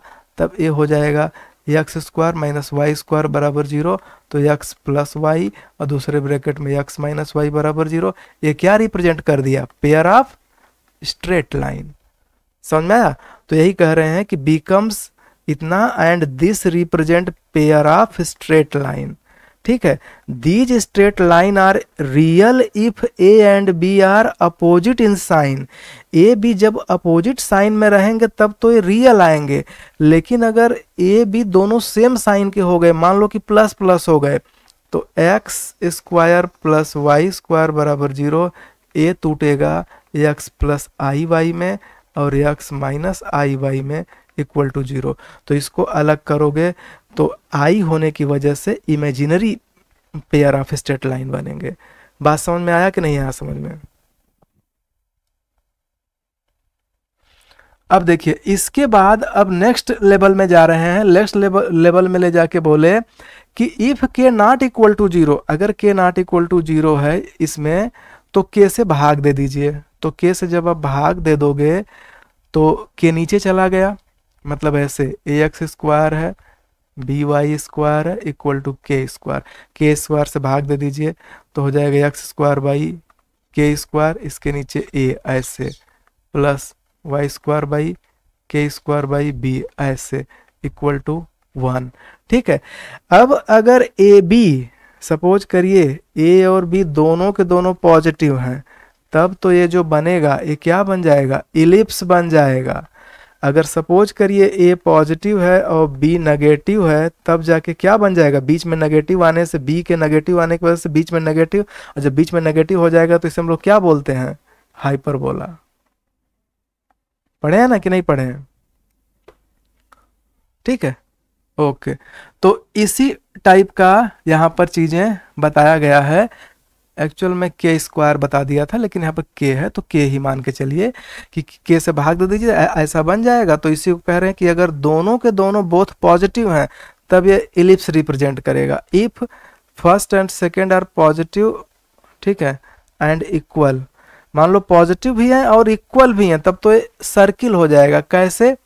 अगर ये बराबर है तो कॉमन हो जाएंगे, X square plus Y square एक कॉमन हो गए, 1 by K square by K by A, K by A common हो गए बराबर 1, तो X square plus Y square बराबर K by A, K by ए को लिख सकते हो रूट में के बाई ए का होल स्क्वायर, बन गया हमारा X square plus Y square बराबर आर स्क्वायर। ये क्या हो जाता है? सर्किल हो जाता है। आगे if K by A and K by B have opposite sign in 7, ये 7 में जो ये ऊपर आया हुआ है, ठीक है, ऊपर वाले इक्वेशन में अगर ये अपोजिट साइन में है तब क्या रिप्रेजेंट करेगा? हाइपरबोला, क्योंकि बीच में नेगेटिव आएगा, बीच में नेगेटिव रहता है तो हाइपरबोला होता है। और भी आगे देखिए क्या है, if K by A and K by B have negative sign, दोनों के पास नेगेटिव हो तब क्या होगा? ठीक है, will represent imaginary ellipse. Negative होने से ये दिक्कत होगी कि अगर ये नेगेटिव हो गया यहाँ भी नेगेटिव, तो इस साइड पूरा नेगेटिव हो जाएगा और इस साइड 1 है, कभी भी नेगेटिव 1 के बराबर नहीं होता है, तो ऐसा चीजें फिर इमेजिनरी में जाने लगेगा। ठीक है, क्योंकि दो स्क्वायर -1 के बराबर हो रहा है ना। देखिए अगर मैं दोनों नेगेटिव करूंगा, नेगेटिव से मल्टीप्लाई कर दूं तो एक्स स्क्वायर बाई कुछ रहेगा प्लस वाई स्क्वायर बाई कुछ रहेगा इक्वल टू -1, इस प्रकार का टर्म बनेगा। तो ऐसा कम्प्लेक्स में ही होता है कि x equal to X square equal to -1 कब होता है? जब x बराबर i हो। ठीक है, तो ऐसा कम्प्लेक्स में होता है, इसलिए इसको बोला जा रहा है इमेजिनरी इलिप्स, इस तरीके से। तो उम्मीद है कि सारी चीज़ें आपको समझ में आ गई होंगी। इसके बाद है सेकंड केस। सेकंड केस देखिए, सेकंड केस में क्या समझाया जा रहा है कि when one A and B is both ellipse and other is not both zero while other is not zero. कहा जा रहा है कि ए और B are zero while other is इसको ऐसे पढ़ते हैं, one of, when one of A and B is zero, मतलब ए और बी में से कोई एक जीरो है, while other is not zero, दूसरा जीरो नहीं है, कोई एक जीरो है अन्य जीरो नहीं है। इसका मतलब है कि एक बार मान लीजिए एक ही केस ले लेते हैं कि ए जीरो हो जाए और बी जीरो ना हो, तो बी वाला टर्म बचा रहेगा और ए वाला टर्म जीरो हो जाएगा। तो एकदम ऊपर जाके देखिए, ऊपर इस इक्वेशन में, ठीक है, यहाँ वाले इक्वेशन में, इसमें अगर आप ए को जीरो कर दोगे तो ये पहला टर्म तो खत्म हो गया ना, ठीक है, ये पहला टर्म खत्म हो गया, तो ये बी वाई स्क्वायर 2f(y) के साथ 2gx और c बचेगा। इसको यहाँ पर लेके आते हैं, यहाँ पर यही देखिए, B Y square 2gx 2f(y) plus c equal to 0। अब इसको सॉल्व करते हैं, कैसे, पहले b से भाग दे दीजिए, तो b से भाग दे दिया गया तो b यहाँ पर कैंसिल हो गया, यहाँ पर b हो गया, यहाँ पर b हो गया, यहाँ पर b हो गया, सब जगह b हो गया। उसके बाद y वाले को एक साइड रखिए, ध्यान से देखना, इसमें ट्रिक है, y वाले को एक साथ रख दिए, अब बाकी x वाले को उस साइड ले गए, x और कांस्टेंट को, ओके। अब दोनों साइड f/b स्क्वायर जोड़ दिए। ऐसा करने से क्या हुआ, हमें फायदा क्या हुआ कि इधर जो है टर्म था ना a प्लस बी का होल स्क्वायर बन रहा है। देखो कैसे, यही y और f/b का होल स्क्वायर करोगे तो a स्क्वायर यहाँ, b स्क्वायर यहाँ, 2ab बीच में, इस प्रकार से, तो ये बन गया टर्म हमारा, यहाँ से ऐसे बन गया। और इसमें क्या है, इसमें f² स्क्वायर को पहले करके बाकी को ऐसे कर दिया, ठीक। अब आगे फिर केस बना रहे हैं कि इफ अगर g जीरो हो जाए, मान लीजिए कि ये g क्या हो जाए, जीरो, तब इक्वेशन 8 में क्या होगा, represents pair of parallel straight line and if g not equal to 0 the equation 8 can be written as.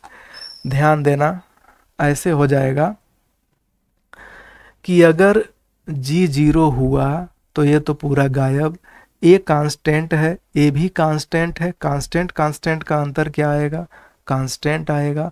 तो मान लो कि y स्क्वायर बराबर a क्या दिख रहा है, ए वाई प्लस f/b बराबर कांस्टेंट दिख रहा है ना, तो फिर से मैं कहूँगा कि ओरिजिन को शिफ्ट कर दीजिए, कहाँ पर, -f/b पर, f/b कामा 0 पर शिफ्ट कर दीजिए। y है ना तो उल्टा करेंगे, y है तो उल्टा करेंगे, तो क्या कहेंगे, 0 कामा -f/b पर ओरिजिन को शिफ्ट कर दीजिए, तो ये बदल जाएगा, ये बदल के क्या हो जाएगा, y स्क्वायर बराबर कांस्टेंट हो जाएगा। मान लीजिए 5 है तो y बराबर क्या हुआ, +5, और y बराबर क्या हुआ, -5। y बराबर 5 कौन सी लाइन होती है, y अक्ष पर 1 2 3 4 5, 5 की दूरी पर ऐसे, -5 y पर नीचे, y इक्वल टू -5 और y इक्वल टू 5, तो दोनों समांतर रेखा हैं, ठीक है। यही कहा जा रहा है कि तब रिप्रेजेंट g बराबर 0 कर देने पर 8, ये जो इक्वेशन 8 है क्या रिप्रेजेंट करेगा, pair of parallel straight line, ठीक है, समांतर रेखाओं की एक जोड़ी, ठीक, एक ऊपर होगी एक नीचे होगी। एंड इफ आगे अगर g नॉट इक्वल टू 0 हुआ तब क्या होगा, अब जरा देखो, जब g नॉट इक्वल टू 0 होगा तब 2g/b को कॉमन ले लेंगे माइनस में, तो यहाँ से x बचेगा, बाकी ये सेट कर लेंगे। सेट करने का मतलब है आप खोल दोगे तो पता चलेगा ना, जैसे इसे खोल करके देखो, -2g/b(x), दूसरे में जाएगा +2g/b इंटू f²/2bg। तो यहाँ से देखिए 2g से 2g यहाँ कैंसिल होगा, तो आएगा क्या, f²/b², तो वही ऊपर तो है ही ना, f²/b²। अब -2g/b जब इस c में गुणा करेगा -2g/b इंटू c/2g, तो ये 2g से 2g खत्म, -c/b। ठीक है, एक तरीके से कॉमन लेने पर ऐसा सेट हो जाता है। ये समझ में आ रहा है सबको? ओके, ठीक है। इसे आप कॉमन लोगे, जैसे कि एक सिंपल सा ट्रिक होता है ना, कि जैसे कि अगर मैं कहूँ कि 5 में से मैं 6 कॉमन ले लूँ, 6 कॉमन ले लूँ तो क्या होगा? 5/6। क्यों? क्योंकि ये कट के फिर से 5 आ जाएगा। ठीक है, अगर लिखा a प्लस बी और इसमें आपको c कॉमन लेना है तो क्या करोगे? आप करोगे a/c प्लस b/c, क्योंकि खोलोगे तो फिर से कट जाएगा। वही चीज़ यहाँ पर कर रहे हैं। ठीक है, इसमें से तो कॉमन ले लिए -2g/b, बाकी में जो नहीं है वो कहाँ जाएगा? नीचे। यही मैं करके दिखाता हूँ। मान लो कि -2g/b कॉमन लिया, यहाँ पे x मिला। अब माइनस, अब मैं इसकी बात कर रहा हूँ -f² का, चूंकि बाहर माइनस है और ये प्लस में है तो माइनस लेना पड़ेगा, तब जाके माइनस माइनस प्लस होगा। और f²/b² है, और 2g/b इसमें से ले रहे हैं तो इसमें तो है नहीं, तो कहाँ जाएगा? नीचे ही तो जाएगा। तो नीचे जाएगा तो नीचे के, जब इसके नीचे जाएगा तो उलट जाएगा, उलट जाएगा तो जाएगा b/2g। तो देखो b से एक b कट गया, तो ऊपर f² और नीचे 2 के साथ bg, और यहाँ बीच में माइनस। यही चीज यहाँ पर दिख रहा है। समझ में आ रहा है कि नहीं आ रहा है? तो इसी तरीके से तीसरा भी आप कॉमन ले सकते हो। जब इसमें से इतने को जब आप कॉमन लोगे, -2g/b जब आप कॉमन लोगे, तो यहाँ तो माइनस है ही, जाने दो, c/b है। और बाकी इसमें नहीं है या है तो नीचे जाएगा, नीचे जाएगा तो उलट जाएगा, तो उलट जाएगा तो b/2g, तो b से b कट गया तो c/2g, यही c/2g बचा हुआ है।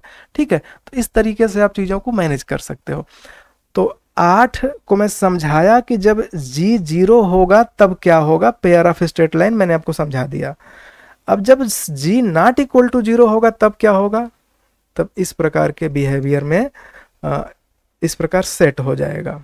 ठीक है, तो अब देखो, जब सेट हो जाएगा तो इसको फिर से सेट कर रहा है, या फिर से सेट करो, या तो फिर इसको आप यहीं पर बोल दो, बहुत ज़्यादा लिखने की ज़रूरत नहीं है। क्यों? क्योंकि ये y² टाइप का है ना, y² equal to 4ax type का है। x इसमें दिख रहा है, 4a कांस्टेंट है यहाँ पर, y इसमें दिख ही रहा है। समझ में आ रहा है कि नहीं आ रहा है? ठीक है, तो यहीं पर आप इसे बोल दो कि since this above is of the form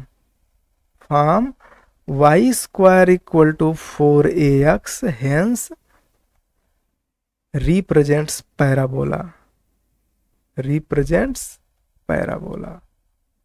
यही चीज यहां पर नीचे बताए होंगे सेट करके। ठीक है, बाकी ओरिजिन पर शिफ्ट करेंगे, शिफ्ट करके यहाँ पर लाएंगे, और लाने के बाद फिर क्या बताएंगे, यहाँ पर देखिए लास्ट में क्या बता रहे हैं, पैराबोला। ठीक है, मैंने आपको बताया ही कि जैसे कि ये जब बना दिए ना, तो इसको कहाँ शिफ्ट करेंगे, तो ओरिजिन को शिफ्ट करेंगे इसमें -f/b पर, और x वाला तो ये पूरा है इतना, तो इसको लिख दीजिए, तो f²/2bg -g/c/2g कामा। इस पर अगर ओरिजिन को शिफ्ट कर दिए इस पर, तो a टर्म गायब, a टर्म गायब, तो हो जाएगा यहाँ से y² बराबर -2gb, और अंदर का x बस बचेगा इस प्रकार से, जो कि y² equal to 4ax type का है, जो कि है क्या, पैराबोला। ठीक है, तो इस तरीके से चीजें यहाँ पर समझ सकते हैं। उसके बाद में क्या कह रहे हैं कि and if b equal to 0, a not equal to 0। ठीक है, तो वही सेम प्रक्रिया है ना इसमें। तो पिछली बार क्या क्या किए थे, a को 0 किए थे और b को नॉट इक्वल टू 0 किए थे। यही अब की बार b को 0 ले रहे हैं, a को नॉट इक्वल टू, तो same procedure, the procedure and the result are similar. ठीक है, सिमिलर आएगा। Hence in every case the general equation of second degree in X Y always represents a conic section. समझ में आया कि नहीं आया समझ में? ठीक है, तो ये काफ़ी इंटरेस्टिंग रिजल्ट है। ठीक है, इसके बाद में और भी चीज़ें हैं, तो और भी चीज़ें हम आगे की ओर आपको बढ़ाते हैं और चीज़ों को ले चलते हैं। ठीक है, एक सेकेंड। देखिए, जैसे कि यहाँ पर देखिए नेक्स्ट हेडिंग है कि intersection of A conic and straight line. तो ये देखिए बहुत ही अच्छा है, बहुत सरल रिजल्ट है। देखिए, जैसे आप ऐसे समझो, जब आप स्ट्रेट लाइन पढ़ते हो तो दो बिंदुओं से जाने वाली अच्छा बताओ कि आपने 3D में पढ़ा है ना, 3D में क्या पढ़ा है? 3D में देखो, 3D से मैं 2D जाऊंगा, 2D से 3D जाऊंगा। पहले मैं 2D से 3D जाता हूँ। दो बिंदु से जाने वाली लाइन का समीकरण आप पढ़े हैं, x1 y1 और यहाँ पर x2 और यहाँ पर y2। तो आप समीकरण क्या पढ़े हुए हो कि y minus Y one equal to Y two minus Y one upon x2 minus x1 और x माइनस x1। इसी को मैं थोड़ा सीधा कर रहा हूँ, y minus Y one upon इस y वाले को नीचे कर दे रहा हूँ, y2 माइनस वाई वन, और यहाँ x माइनस x1 है अपान x2 माइनस x1। तो इसी से मोटिवेट हो करके आप लिखते थे 3D में, ये 2D के लिए 3D में एक लाइन बढ़ा देते थे, z माइनस z1 अपान z2 माइनस z1। समझ में आ रहा है? ठीक है। अगर कोई लाइन पर सपोज करिए कि दो पॉइंट दिया हो, एक x1 y1 z1, दूसरा x2 y2 z2, तो इसका DC डायरेक्शन रेशियो क्या होता था? x2 minus x1 y2 minus y1 z2 minus z1। तो ये सब तो डायरेक्शन रेशियो है ना, इसके जगह ये, इसके जगह b, इसके जगह c लिख देंगे। तो y minus Y one upon Y two minus Y one के जगह पर पहले मैं x कर देता हूँ, x माइनस x1 अपान x2 माइनस x1 ए x2 माइनस x1। तो x2 माइनस x1 को क्या बोलेंगे? a बोलेंगे, इसको b बोलेंगे। z माइनस z1 को क्या बोलेंगे? c बोलेंगे। अगर हम k से गुणा कर दें, k से मल्टीप्लाई कर दें, तो एक फार्मूला पढ़े होगे, l बराबर के ए, m बराबर के बी, n बराबर के सी, ऐसे पढ़े थे। तो फार्मूला फिर से बदल के क्या हो जाएगा? इसका जो फॉर्म है वो ले लेगा x minus x1 by L, Y minus Y one by M और z minus z1 by N equal to R type का। ये सब चीज़ें पढ़े हो, समझ में तो आ रहा होगा कि नहीं आ रहा है? ओके। तो जब हम 2D में होते हैं तो ये थर्ड कोऑर्डिनेट z नहीं आता है, तो सिर्फ यही दो ठो लेते हैं, यही दो ठो। कौन कौन सा लेंगे? यही दो ठो ले लेंगे। ठीक है, कि x minus x1 by L बराबर y minus Y one by M equal to R. तो 2D में कोई लाइन अगर पास हो रही है एक बिंदु से, और सपोज करिए वो बिंदु है x1 y1, ठीक है, और लाइन ऐसे पास कर रही है, इसका डायरेक्शन पता हो LM, डायरेक्शन LM इसलिए मैं कह रहा हूं क्योंकि 3D होता तो n भी कह देता, लेकिन 2D है तो इसलिए LM, तब जाके इसका equation x minus x1 by L Y minus Y one by M बराबर आर होता है, जो कि यहाँ पर लिखा हुआ है। तो एक्चुअल में मैं यहाँ x1 y1 लिया हूँ, अगर मैं यहाँ अल्फा बीटा ले लूँगा तो यही समीकरण बनेगा। तो ये पहले आप महसूस करो कि आप 2D में किसी लाइन का समीकरण इस प्रकार से क्लियर कर पा रहे हो कि नहीं? क्लियर है या डाउट है? ठीक है, तो इतना जब क्लियर है तो बाकी सारी चीज़ें क्लियर है। ठीक है, देखिए कैसे, समझिए, बहुत आसान तरीके से। हमें पढ़ना क्या है? हमें बस छोटी चीज़ें पढ़नी है कि इंटरसेक्शन, ठीक है, intersection of A conic and straight line. तो ऑब्वियस सी बात है कि एक कोनिक को एक स्ट्रेट लाइन तीन स्थिति में काटेगा, या तो दो बिंदुओं पर काटेगा, या तो एक बिंदु पे टच करेगा, या तो नहीं काटेगा। ठीक है, यही तीन स्थिति का अध्ययन किया जाता है। तो मान लीजिए कि एक पॉइंट, एक स्ट्रेट लाइन है जो पॉइंट अल्फा बीटा से गुजर रहा है, जिसका डायरेक्शन रेशियो LM है। LM इसलिए क्योंकि 2D में है, 3D में होता तो n भी कर देते, तब इसका समीकरण यही फार्मूला से बनेगा। तो ये लाइन जब आगे बढ़ेगा तो इसी बिंदु पे काटेगा, तो ये बिंदु कहाँ होगा? ये बिंदु होगा कोनिक पर, ये बिंदु होगा कोनिक पर। तो लाइन से ए बिंदु आप निकालोगे कैसे? ऐसे निकालोगे, यल का आर में गुणा करो, अल्फा को उस साइड ले जाके जोड़ दो, एल आर प्लस अल्फा। यम का गुणा करो आर में, एम आर, और बीटा को ले जाके जोड़ दो, एम आर प्लस बीटा। ये जो पॉइंट है एक विशेष आर के लिए, सभी आर के लिए नहीं, एक विशेष आर के लिए कोनिक पर होगा, तो कोनिक के इक्वेशन को सेटिस्फाई करेगा। तो इसको ले जाके यहाँ कोनिक में आप पुट कर दो, देखो पुट कर दो, यही यही जो निकला है ना, L R plus alpha M R plus beta, इसको उठा करके पुट कर दिए। कहाँ पुट किए? क्योंकि हमारा समीकरण A X square plus 2h X Y है plus B Y square plus 2g X plus 2f Y plus C equal to 0 है। तो x के जगह पर यही पुट कर देंगे l plus L R plus alpha, ठीक है, और y के जगह पर एम आर प्लस बीटा। तो देखो सब जगह पुट कर दिया गया है, कोई डाउट? अब इसको आप हल, ठीक है, गुड। तो अब आप इसको हल करोगे तो देखो, जैसे कि जब आप इसे खोलेंगे, इसका कैलकुलेशन है, थोड़ा सा आपको प्रैक्टिस करना पड़ेगा, ठीक है, बहुत बड़ा कैलकुलेशन नहीं है, छोटा ही कैलकुलेशन है, बस आपको क्या करना होगा कि ध्यान दे करके लिखना होगा। जैसे कि देखिए यहां से आर स्क्वायर कॉमन लेंगे, ध्यान दीजिए कैसे, यहां से जब हम आर स्क्वायर कॉमन लेंगे तो कैसे लेंगे, आर स्क्वायर कॉमन ले लिए, तो इसको जब खोलेंगे तो एल आर का होल स्क्वायर होगा ना, तो होल स्क्वायर होगा तो एल का होल स्क्वायर ए के साथ है, तो ए एल स्क्वायर, जो कि यहाँ देखिए दिख रहा है, ठीक है। अब आर कहाँ है? इसमें दिख रहा है आर, आर स्क्वायर, तो यम के साथ होल स्क्वायर बनेगा तो यम स्क्वायर आर स्क्वायर, तो यम स्क्वायर के साथ बी, तो यहाँ पर हो जाएगा यम स्क्वायर के साथ बी, ठीक है।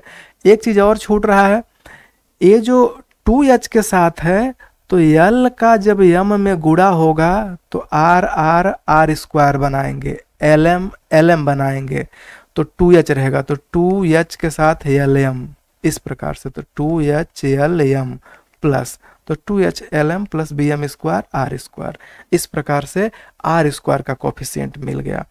अब इसी प्रकार से जब आप आगे सोचेंगे, ध्यान से, किसी को डाउट हो तो पूछ सकता है कि 2r का कॉफिशिएंट आप कैसे निकालोगे।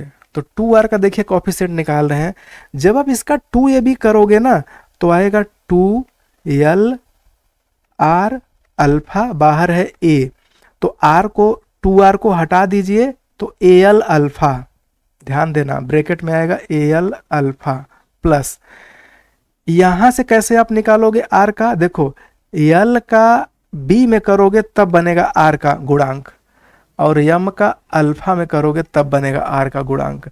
तो 2h के साथ, ध्यान देना यहाँ पर, यहाँ से जो मुझे पहला मिलेगा 2h के साथ यल होगा, आर होगा, और यहाँ का बीटा होगा, तो 2r तो निकाल दिए, तो एच एल बीटा प्लस यहाँ पर जो बात होगी, तो 2h तो सब में है, यम आर है, अल्फा है, तो 2h M R alpha, 2r तो बाहर है, एच एम अल्फा प्लस, यहां से क्या होगा 2ab करेंगे, तो 2ab करिए तो b तो बाहर है, और 2ab करेंगे तो 2mr बीटा, तो 2r कॉमन है तो bm बीटा, ठीक है, तो bm बीटा। इतना बड़ा मान, सॉरी और भी आगे आएंगे, ये देखिए 2g के साथ lr है, तो इसके अंदर 2gl आएगा, 2fm आएगा, इतना आएगा, 1 2 3 4 5 6 वैल्यू आएंगे, ठीक है, और ये 2 यहाँ से निकल जाएगा सबके साथ। तो 2 जब निकल जाएगा तो ध्यान देना, कुछ लोगों के साथ यल है, जैसे कि ये देखो जहां पर मैं क्रॉस लगा रहा हूं, ध्यान देना, जहां मैं क्रॉस लगा रहा हूं, जैसे कि एक क्रॉस लगाया यल है, एक क्रॉस लगाया यल है, एक क्रॉस लगाया यल है। अब यल को जरा कॉमन ले लो, तो बाहर 2r है, ध्यान देना बाहर 2r है, यल को कॉमन लोगे तो यहां से क्या मिलेगा, a अल्फा प्लस, यल को कॉमन लिए एच बीटा प्लस, यहां से यल को कॉमन ले लिए तो g, ठीक है, फिर इन तीनों में यम कॉमन है, तो यम को कॉमन ले लिए अंदर अंदर ही, तो क्या मिला, एच के साथ अल्फा प्लस बी के साथ बीटा, बी के साथ बीटा प्लस यम कॉमन लिए तो यहाँ पर 2 नहीं रहेगा, एफ। तो यही चीज यहाँ पर देखिए लिखा है, 2 शुरू में ले लिया, आर बाद में ले लिया, यल के साथ A alpha H beta G, A alpha H beta G, M common लिया, H alpha B beta F, H alpha B beta F. समझ में आ पा रहा है? ठीक है, इसी तरीके से आप लोग ट्राई करेंगे तो चीजें क्लियर हो जाएंगी। तो इसके बाद क्या क्या हुआ, बाकी और भी चीजें होंगे तो उसको मैं यहाँ पर साफ साफ लिख देता हूँ। अब देखिए, अब एकदम कांस्टेंट वाला कॉमन होगा। वो कांस्टेंट वाला क्या होगा, ए के साथ अल्फा, तो ए के साथ अल्फा स्क्वायर। यहाँ पर कांस्टेंट क्या है, अल्फा के साथ बीटा वाला, ठीक है, तो 2h अल्फा बीटा। समझ में आ रहा है? उसके बाद यहाँ पर क्या है, बी के साथ बीटा स्क्वायर, ठीक, और यहाँ पर क्या है, 2g के साथ अल्फा, 2g के साथ अल्फा, यहाँ 2f के साथ बीटा प्लस सी। ए पूरा का पूरा एकदम वैसा ही दिखेगा जैसे कि समीकरण होता है, A X square plus 2h X Y plus B Y square plus 2gx plus 2fy plus C equal to 0। जैसा ये होता है सिमिलर है, बस आपको दिखेगा कि x के जगह अल्फा लिख दिया गया है, y के जगह बीटा लिख दिया गया है। ठीक है, तो इस तरीके से सारी चीजें यहाँ पर लिख दी गई हैं। तो इसमें महत्वपूर्ण क्या है, वो फोकस करना है। ये तो बाकी तो कैलकुलेशन था, ये महत्वपूर्ण ये है कि ये पूरा इक्वेशन r के 2 घात के रूप में है। मतलब ये पहला कांस्टेंट है, फिर r स्क्वायर है, पहला कांस्टेंट, दूसरा r स्क्वायर, फिर बड़ा सा कांस्टेंट r, फिर बड़ा सा कांस्टेंट बराबर 0। तो ये r का 2 घात का समीकरण है, तो यहां से r आप निकालोगे कैसे, Sridharacharya minus B plus minus root में B square minus 4ac by 2a कर दोगे तो 2 मान मिलेगा, एक r1 और एक r2। तो r1 r2 के 2 मान आएंगे। तो इसका मतलब क्या हुआ कि ये जो Lr plus alpha mr plus beta है, इसमें r के 2 मान पुट करोगे तो 2 वैल्यू आएगा। इसका मतलब है कि कोई लाइन ऐसे बढ़ेगी तो कोनिक को अधिकतम कितने बिंदुओं पे कट करेगी, 2 बिंदुओं पर। समझ में आया? तो यही चीज बताया जा रहा है इसमें, इस इक्वेशन में। ठीक है, कि equation 3 is quadratic in r, मतलब r में दुघात है, therefore it will gives 2 value of r से r1 r2 corresponding to which we get 2 points, एक पहला पॉइंट P, दूसरा Q। इस टाइप से आप फाइंड कर लेंगे। ठीक है, तो आज के लिए बस इतना ही, बाकी हम नेक्स्ट वीडियो में आपको आगे बताएंगे। तब तक के लिए धन्यवाद। ठीक है, देखते रहिए और पढ़ते रहिए, और डाउट अगली क्लास में पूछते रहिए। Okay, bye bye.